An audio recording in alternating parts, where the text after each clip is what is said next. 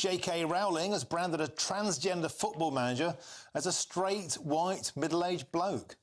Lucy Clark, who's been appointed manager of Sutton United's women's team, you can see Lucy on your screen now, responded saying, "Another day of hate-fueled transphobia against me." Now, Rowling's comments have resulted in her being accused, of course, of bullying as she continues her rampage on social media. Well, joining me now to discuss this is the Director of Campaigns at Sex Matters, Fiona McAnena. Welcome to the show, Fiona. Always a pleasure to have your company. JK Rowling, once again, proving utterly fearless in her pursuit of free speech along the areas of transgenderism. Do you think here she's got a point? Do you think, however, she might be being accused of being transphobic? What she's doing here is important. This isn't about a football manager. It's about challenging the taboo that says you're not allowed to say the true sex of a person if that person claims a transgender identity. And it's because she's speaking the truth that people are saying it's cruel or it's not allowed or it's transphobic.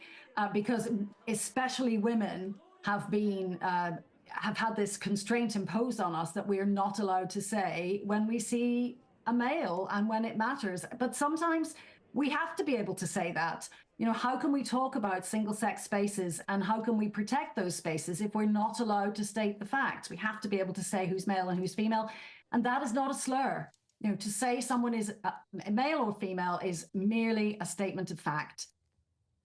Now, the manager in question, Lucy Clark, who was formerly known as Nick Clark, responded on social media by saying, "Another day of hate-fueled transphobia against me. But hey, guess what? So I'm living my best life. I'm waking up every day and my beautiful family are around me. Every day I laugh and have things to look forward to. Who's winning at life? The one who's happy or those hating?" What would you say to that? That Lucy apparently is well liked by the team, should be left to get on with their job. What business is it of JK Rowling's?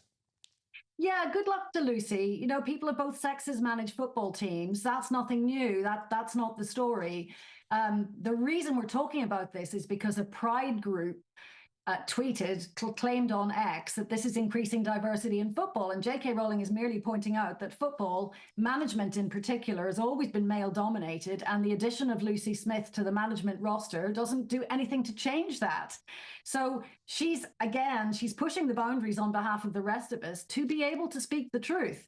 You know, this notion of it being unkind or transphobic, that's just another way to say no debate.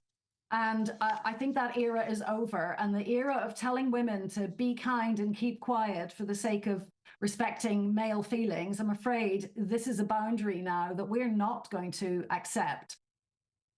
OK, superb. And very quickly, it's worth pointing out that when JK Rowling was accused of bullying, punching down and transphobia, she said, "You're right.